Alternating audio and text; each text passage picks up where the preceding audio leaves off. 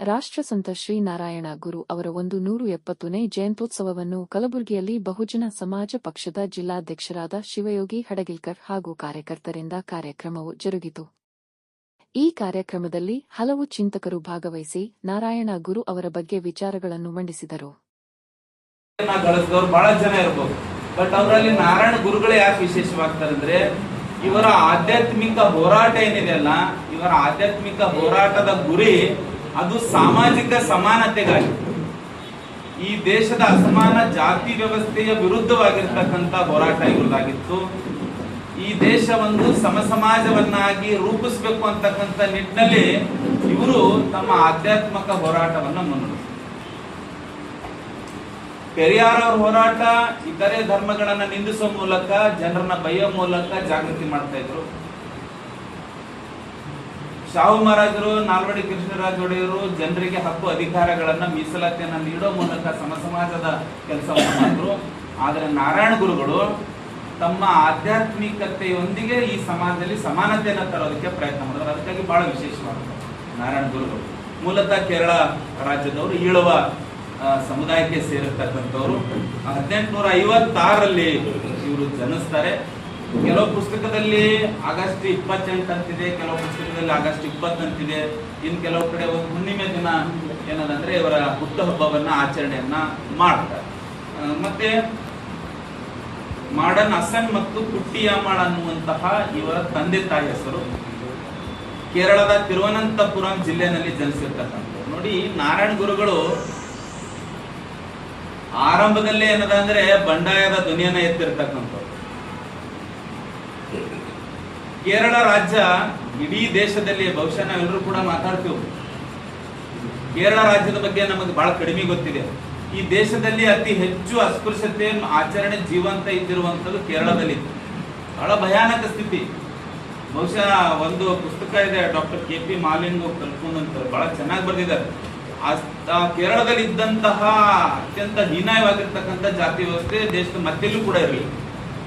ಅಂತಹ ಪರಿಸ್ಥಿತಿ ಏನದ ಅಂದ್ರೆ ಅಲ್ಲಿ ಕೇರಳದಲ್ಲಿ ಇತ್ತು.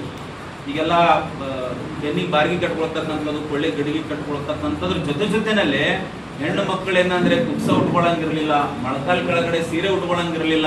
ಮತ್ತೆ ಇನ್ನೊಂದು ಕೇರಳದಲ್ಲಿ ಏನಂದ್ರೆ ನಂಬೂದುರಿ ಅನ್ನುವಂತಹ ಒಂದು ಬ್ರಾಹ್ಮಣ ಸಮಾಜ ಇದೆ.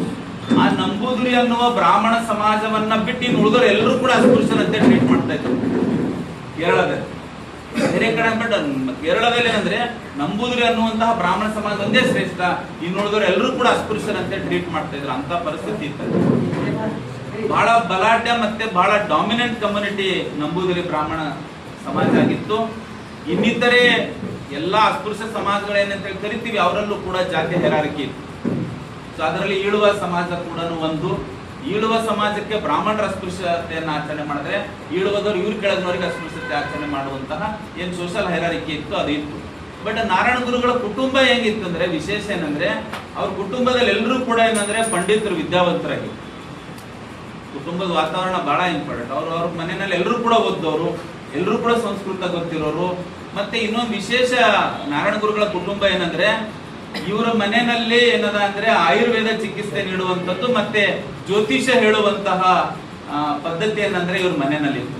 ಸೊ ಎಲ್ಲರೂ ಕೂಡ ಸಂಸ್ಕೃತನಲ್ಲಿ ಬಹಳ ಪಾಂಡಿತ್ಯವನ್ನ ಸಾಧಿಸಿದವರಿದ್ದರು. ಇವರು ನಾರಾಯಣ ಗುರುಗಳೇನಂದ್ರೆ ಜನಿಸಿದ ನಂತರ ಇವ್ರ ಮನೆಯಲ್ಲಿ ಬಹಳ ಪೂಜೆ, ಪುನಸ್ಕಾರ, ಧ್ಯಾನ ಇಂಥವೆಲ್ಲ ನಡೀತಾ ಇತ್ತು. ಪೂಜೆಗೆ ಇಟ್ಟಿರ್ತಕ್ಕಂತಹ ವಸ್ತು, ತಿನ್ನೋ ವಸ್ತು ಇಟ್ಟಾಗ ಇವರು ಪೂಜೆಗಿನ ಮೊದಲೇ ತಿಂದ್ಬಿಡೋರು. ಸೊ ತಿಂದಾಗ ಮನೆಯಲ್ಲಿ ಬೈತಿರಂತ, ಹಂಗೆಲ್ಲ ತಿನ್ನಬಾರ್ದು ಅಂತೇಳಿ, ಅದೆಲ್ಲ ದೇವ್ರಿಗೆ ಇಟ್ಟಿರೋದು, ಹಂಗೆಲ್ಲ ತಿನ್ನಬಾರ್ದು, ನಾನ್ ತಿಂದ್ರು ಕೂಡ ದೇವ್ರು ತಿನ್ನಂಗೆ ಆಯ್ತು ಬಿಡು ಅಂತೇಳಿ ಅನ್ನೋರು. ಸೊ ಅವಾಗನೇ ಬಾಲ್ಯದಲ್ಲಿ ಏನದಂದ್ರೆ ಮನೆಯಲ್ಲಿ ಬಂಡೆ ಬಾವುಟ ಹಾರಿಸಿರ್ತಕ್ಕಂಥದ್ದು. ಮತ್ತೆ ಇನ್ನೊಂದು ನೋಡಿ, ಬಾಲ್ಯದಲ್ಲಿನೇ ಅವರಲ್ಲಿ ಇನ್ನೊಂದು ಏನ್ ಮೂಡುತ್ತಂದ್ರೆ, ಈ ಸನ್ಯಾಸಿಗಳ ಬಗ್ಗೆ ಬಹಳ ಅಪಾರ ಗೌರವ ಏನದಂದ್ರೆ ಅವ್ರ ಬಳಿ ಬೆಳೀತಾ ಬರ್ತಾರೆ. ಇವ್ರ ಸ್ನೇಹಿತರ ಜೊತೆಗೆ ಹೊರಗಡೆ ಹೋದಾಗ ಒಂದು ಸಾರಿ ಒಬ್ಬ ಸನ್ಯಾಸಿ ಎದುರು ಬರ್ತಾ ಇರ್ತಕ್ಕಂಥ ಸಂದರ್ಭದಲ್ಲಿ ಇವ್ರ ಸ್ನೇಹಿತರು ಆ ಸನ್ಯಾಸಿಗೆ ಏನ ಅಂದ್ರೆ ಕೀಟ್ಲೆ ಮಾಡೋದು, ಕಿರಿಕಿರಿ ಮಾಡೋದು, ಜಗಳ ಮಾಡೋದು ಮಾಡ್ತಾರೆ. ಆಗ ನಾರಾಯಣ ಗುರುಗಳು ಬೇಡ, ಹಂಗ್ ಮಾಡಬೇಡ್ರಿ, ಅವರಿಗೆ ನೀವು ತೊಂದರೆ ಕೊಡ್ಬೇಡ್ರಿ ಅಂತ ಎಷ್ಟು ಹೇಳಿದ್ರು ಕೂಡ ಇವ್ರ ಸ್ನೇಹಿತರು ಬಿಡ್ಲಿಲ್ಲ, ಅವ್ರನ್ನ ತೊಂದರೆ ಕೊಟ್ರು. ಆಗ ಸ್ವತಃ ನಾರಾಯಣ ಗುರು ಅಳೋದಕ್ಕೆ ಸ್ಟಾರ್ಟ್ ಮಾಡಿದ್ರತ್ತ ಅಲ್ಲೇ. ಸೊ ಅಷ್ಟೊಂದು ಅಪಾರ ಗೌರವವನ್ನ ಈ ಸನ್ಯಾಸಿಗಳ ಮೇಲೆ ಇಟ್ಟುಕೊಂಡಿದ್ರು. ಅದು ಬೈ ಬರ್ತ್ ಅವರಲ್ಲಿ ಏನದ ಅಂದ್ರೆ ಇದು ವಿಚಾರಗಳೇನಂದ್ರೆ ಅವ್ರ ಬಳಿ ಬೆಳೀತಾ ಬಂತು. ಇದ್ರ ಜೊತೆನಲ್ಲಿ ಇನ್ನೂ ವಿಶೇಷ ಏನಂದ್ರೆ ಅಸ್ಪೃಶ್ಯತೆ ಆಚರಣೆಯನ್ನ ಇವರು ಬಾಲ್ಯದಿಂದಲೇ ಖಂಡಿಸ್ತಾ ಬಂತು. ಕೇರಳದಲ್ಲಿ ಎಂತ ಹೀನಾಯ ಪರಿಸ್ಥಿತಿ ಇತ್ತು ಅಸ್ಪೃಶ್ಯತೆ ಆಚರಣೆ ಅಂದ್ರೆ, ಮೇಲ್ವರ್ಗದವರ ಶೋಷಣೆಗೆ ಅಸ್ಪೃಶ್ಯ ಕುಟುಂಬಗಳೇನದ ಅಂದ್ರೆ ಊರ್ ಬಿಟ್ಟು ಹೋಗಿ ಹೊಲದಲ್ಲಿ ಮನೆಗಳು ಕಟ್ಕೊಂಡಿರ್ತಾರೆ, ಗುಡಿಸಲು ಹಾಕೊಂಡಿರ್ತಾರೆ. ಅದಕ್ಕೆ ನೀವು ಗಮನಿಸಬಹುದು, ಇವತ್ತಿಗೂ ಕೇರಳದಲ್ಲಿ ಹೊಲಗಳಲ್ಲೇ ಗದ್ದೆಗಳಲ್ಲೇ ಮನೆಗಳು ಗುಡಿಸಲುಗಳು. ಅದು ಯಾಕೆ ಸೃಷ್ಟಿಯಾಗಿದೆ ಆ ರಾಜ್ಯದಲ್ಲಿ ಅಂದ್ರೆ, ಮೇಲ್ವರ್ಗದವರ ಶೋಷಣೆಗೆ ಏನದ ಅಂದ್ರೆ ಅಲ್ಲಿರ್ತಕ್ಕಂಥ ಅಸ್ಪೃಶ್ಯ ಸಮುದಾಯಗಳು ಹೋಗಿ ಹೊಲ ಗದ್ದೆಗಳಲ್ಲಿ ಗುಡಿಸಲು ಹಾಕೊಂಡಿರ್ತೀವಿ. ಸೊ ಹಾಗೆ ಗುಡಿಸಲುಗಳಲ್ಲಿ ಇದ್ದಿರ್ತಕ್ಕಂಥ ಅಸ್ಪೃಶ್ಯ ಕುಟುಂಬಗಳು ಅವರಿಗೆ ಬಹಳ ಬದುಕಿನ ಪರಿಸ್ಥಿತಿ ಆರ್ಥಿಕವಾಗಿ ಬಹಳ ಪರಿಣಾಮ ಗಂಭೀರ ಇದ್ದಿರೋದ್ರಿಂದ ಗುಡಿಸಲು ಹೊರಗಡೆ ಅಡಿಗೆ ಮಾಡುವಂತ ಸಂದರ್ಭದಲ್ಲಿ ಗಂಜಿ ದೊಡ್ಡವರಾಗ್ತಾರೆ, ವಿದ್ಯಾಭ್ಯಾಸ ಮಾಡ್ತಾರೆ, ಅವ್ರ ಮನೆಯಲ್ಲಿ ಎಲ್ಲರೂ ವಿದ್ಯಾವಂತರಾಗ್ತಾರೆ. ಆದರೆ ವಿದ್ಯಾವಂತರಾಗಿ ಆಯುರ್ವೇದ ಪಂಡಿತರಾಗಿ ಕಾಲೇಜಿನ ಉಪನ್ಯಾಸಕರು ಕೂಡ ಆಗ್ತಾರೆ. ಬರೇ ಕಾಲೇಜ್ಗೆ ಹೋಗಿ ಪಾಠ ಮಾಡೋದಷ್ಟೇ ಅವರಿಗೆ ಸೀಮಿತ ಆಗಲಿಲ್ಲ ಅವರ ಸೇವೆ. ಅವರು ಕಾಲೇಜ್ ಮುಗಿದ ತಕ್ಷಣ ದಲಿತರ ಕೇರಿಗೆ ಹೋಗ್ತಿದ್ರು, ಅಸ್ಪೃಶ್ಯರ ಕೇರಿಗೆ ಹೋಗ್ತಿದ್ರು.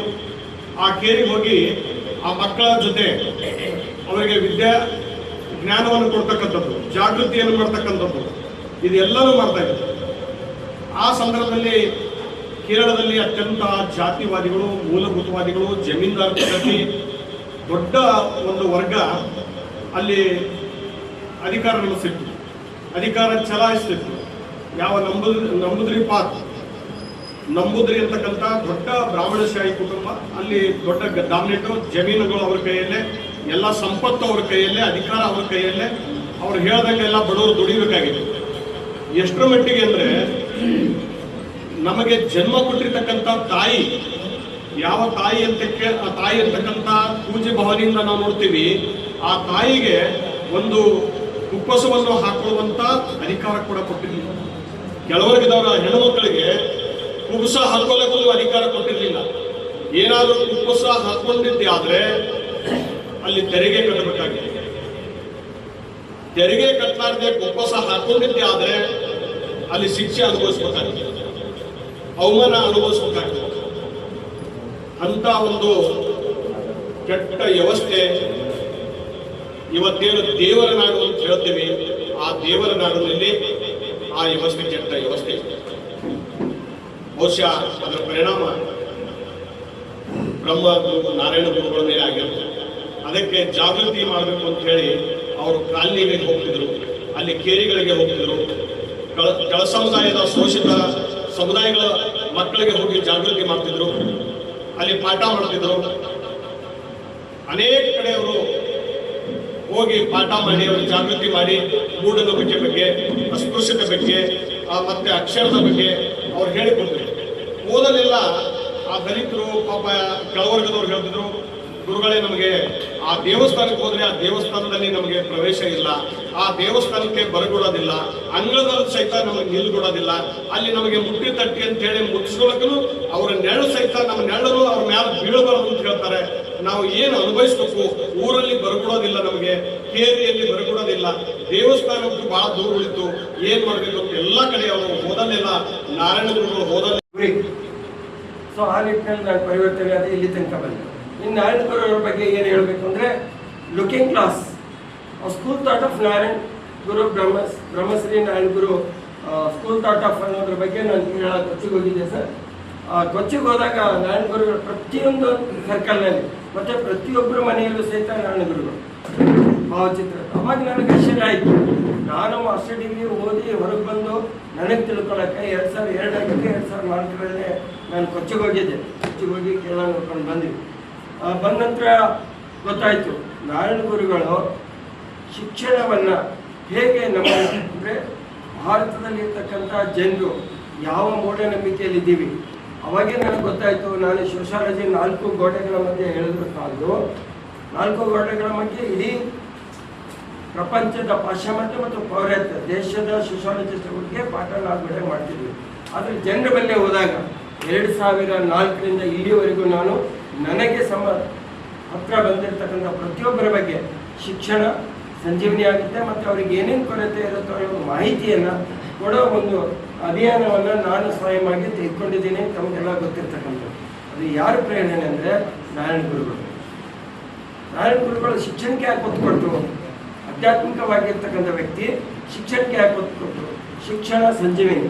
ಒಂದು ಕಡೆ ವೈಕಂ ಚಳವಳಿ ಸಂದರ್ಭದಲ್ಲಿ ಈ ಪಶ್ಚಿಮ ಬಂಗಾಳದಿಂದ ನಮ್ಮ ರವೀಂದ್ರನಾಥ್ ಠಾಗೂರ್ ಅವರು ಬರ್ತಾರೆ. ಎಲ್ಲಿ ತಿರುವನಂತಪುರ ಬಂದಾಗ ನಮ್ಮ ಚಳವಳಿಯನ್ನು ನೋಡಿ ನಾರಾಯಣ ಗುರುಗಳು ಭೇಟಿ ಆಗ್ತಾರೆ. ಯಾಕಿದೆ ಹೇಳಬೇಕು ಅಂದರೆ ಇದು ಎಲ್ಲಿ ಇತಿಹಾಸದಲ್ಲಿ ಇಲ್ಲ ರೀ. ಭೇಟಿ ಆದಾಗ ಹೇಳ್ತಾರೆ, ಜನಗಣಮನ ಅಧಿನಾಯಕ ಜಯ ಅಂತ ಬರ್ತೀರಿ ನೀವು, ಆದರೆ ದಕ್ಷಿಣ ಭಾರತ ದ್ರಾವಿಡ ಉತ್ಕಲ ವಂಗ ಎಲ್ಲಿದೆ? ಇದು ಬಹಳ ಪಾಯಿಂಟ್ ಔಟ್ ಪ್ರಶ್ನೆ ಹೇಳ್ತಾ ಇದೆ. ದ್ರಾವಿಡ ಉತ್ಕಲ ವಂಗ ಅನ್ನೋದನ್ನ ರಾಷ್ಟ್ರಗೀತೆ ಆರಂಭ ಆಗಿ ಅವ್ರು ಭೇಟಿ ಮಾಡೋ ತನಕ ಸೇರ್ಪಡೆ ಆಗಿರಲಿಲ್ಲ. जब भी उनका चिन्ह हाथी और नीला झंडा था। उसके बाद 1942 में SC/ST फेडरेशन बनाया, जब भी उनका चिन्ह नीला झंडा हाथी था। बाबा साहब का एक सोच था, मेरा एक नेशनल पार्टी रहना, बल्कि बाबा साहब ने सोच समझकर रिपब्लिकन पार्टी ऑफ इंडिया का पहला लेके अगर लॉन्च नहीं किया। जाने के बाद उनका फॉलोअर्स वही आरपी के ऊपर जीते हारे डिवाइड हो गया। जब मान्यवर कासिर साहब को बाबा साहब जाने के बाद उनको महापुरुष के बारे में, संविधान के बारे में, बाबा साहब डॉक्टर भीमराव अम्बेडकर के बारे में कुछ भी जानकारी नहीं था। उन्होंने ट्रेनिंग खत्म कर लेकर पूना में DRDO में ज्वाइन होने के बाद वहाँ पर 1971 में पार्लियामेंट चुनाव में कांग्रेस और RPI का अलायंस होते हैं। जब 521 सीट था, जब एक सीट RPI देकर 520 कांग्रेस में गए। ऐसा मीटिंग चल रहा था दोनों पार्टी का। मान्यवर कासिर बाहर थे, हमारे लोग ऐसा गाला गलाते हुए हमारा कांग्रेस में अलायंस हो गए, हमको एक सीट मिले, तो क्यों हंसते हुए आ रहा था। जब मान्यवर कासिर ये नेता लोगों को बोलते हैं ने बहुत गलती किया है, बाबा साहब को तुम बेचने का काम किया है, पूरा भारत देश में हमारा संख्या है, पूरा भारत देश में हमारा वोट है, खाली एक सीट के वास्ते, खाली एक सीट के वास्ते भारत देश का वोट हो तुम कांग्रेस को डाल रहे बोलते। थोड़ा हार्ड डिस्कशन होते हैं। हार्ड डिस्कशन होने के बाद क्या करना भाई? मूवमेंट तो बहुत अच्छा है, ये तो महापुरुषों का विचार है, इसको आगे लेकर जाना मेरा कर्तव्य है। अगर मैं भी एक RPI नया बनाए तो ठीक नहीं रहता। बोलते साहब ने 8 साल RPI को सपोर्ट किया।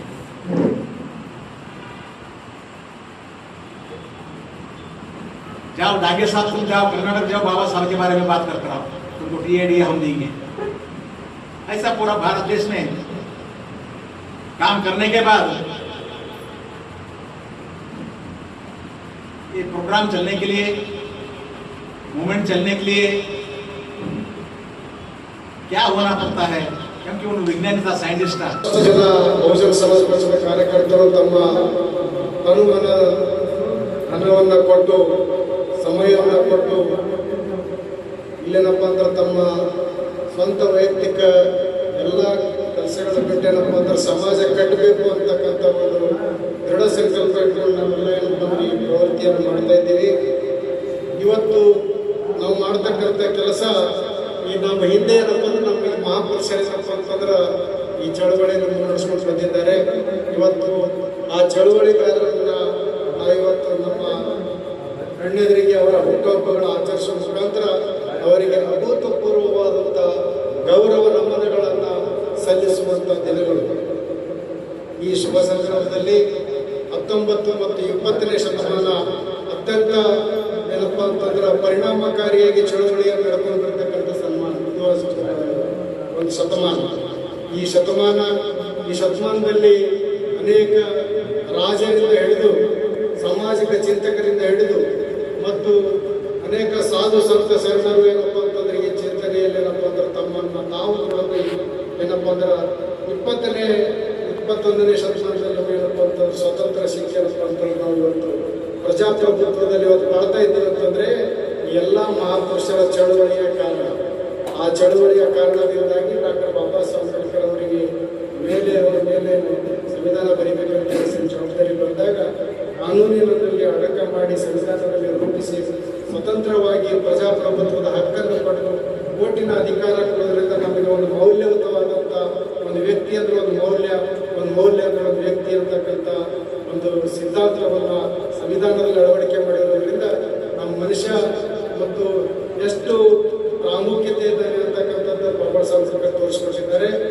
ಅಂಥ ಒಂದು ಸಂದರ್ಭದಲ್ಲಿ ಈ ಏನು ಸಂವಿಧಾನವನ್ನು ಜಾರಿಗೆ ಮಾಡದೇ ನಮ್ಮ ನಾಳಿರ್ತಕ್ಕಂಥ ಕಾಂಗ್ರೆಸ್ ಬಿಜೆಪಿ ಸರ್ಕಾರಗಳು ಸಂವಿಧಾನವನ್ನು ಜಾರಿ ಮಾಡದೆ ಕೇವಲ ತೋರಿಕೆಗಾಗಿ ಸಂವಿಧಾನಕ್ಕೆ ಎದೆಗಿಟ್ಟುಕೊಂಡು ತೋರಿಸ್ತಕ್ಕಂಥದ್ದು, ಇಲ್ಲಿರ್ತಕ್ಕಂಥ ಮೂಲಭೂತ ಹಕ್ಕುಗಳನ್ನು ಮತ್ತು ಕರ್ತವ್ಯಗಳನ್ನು ಜಾರಿ ಮಾಡದೇ ಕೇವಲ ಸಂವಿಧಾನಬದ್ಧ ಕೆಲವೊಂದು ಏನಪ್ಪ ಅಂದ್ರೆ ಅನುಚ್ಛೇದಗಳ ಮಾತ್ರ ಚಲಾವಣೆಯಲ್ಲಿ ಇಟ್ಕೊಂಡು ಡಿಪಾರ್ಟ್ಮೆಂಟ್ ಇಟ್ಕೊಂಡು ಯಾವುದೇ ಏನಪ್ಪ ಅಭಿವೃದ್ಧಿ ಕಾರ್ಯಕ್ರಮ ಮಾಡದೇ ಇಲ್ಲಿರ್ತಕ್ಕಂಥ ಮಾನಸಿಕವಾಗಿರ್ತಕ್ಕಂಥ ರೋಗ ಮೊದಲು ಜಾತಿ ವ್ಯವಸ್ಥೆ, ಇಲ್ಲಿರ್ತಕ್ಕಂಥ ಮಾನಸಿಕ ರೋಗ ಏನಪ್ಪ ಅಂದ್ರೆ ಧರ್ಮ ವ್ಯವಸ್ಥೆ, ಇಲ್ಲಿ ಧರ್ಮ ವ್ಯವಸ್ಥೆಯನ್ನು ಮುಂದಿಟ್ಟುಕೊಂಡು ನಮಗೇನಪ್ಪ ಅಂತಂದ್ರೆ ಅಸ್ಪೃಶ್ಯತೆ ಶೂದ್ರ ಅನ್ನೋ ಕಾರಣಕ್ಕಾಗಿ ನಮ್ಮ ಶೈಕ್ಷಣಿಕ ರಾಜಕೀಯವಾಗಿ ಮತ್ತು ಆರ್ಥಿಕವಾಗಿ ಹಿಂದುಳಿಯಲು ಕಾರಣ ಆಗಿದ್ದೀವಿ ಅಂತೇಳಿ ತೋರಿಸ್ಕೊಳ್ತಕ್ಕಂಥವ್ರು ಈ ಎಲ್ಲ ನಮ್ಮ ಮಹಾಪುರುಷರಿದ್ದಾರೆ.